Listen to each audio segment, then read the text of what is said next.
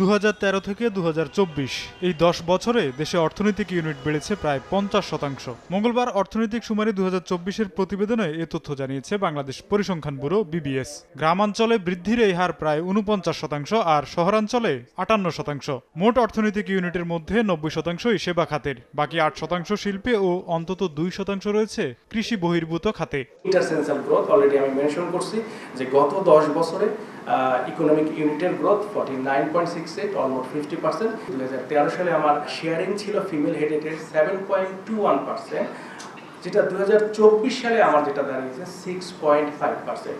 তার মানে ফিমেল হেডেডের যে শেয়ারিং, সেই শেয়ারিংটা আমরা দেখতে পাচ্ছি গত 10 বছরে কম। প্রতিবেদন প্রকাশের এই আয়োজন করা হয় রাজধানীর আগারগাঁওয়ে বাংলাদেশ পরিসংখ্যান ব্যুরোর মিলনায়তনে। পরিকল্পনা মন্ত্রী বলেছেন, টেকসই অর্থনীতির জন্য ক্ষুদ্র ও মাঝারি শিল্পের সম্প্রসারণ নিশ্চিত করা প্রয়োজন। উদ্যোক্তাদের বিভিন্ন জটিলতা নিরসনেরও তাগিদ দেন তিনি।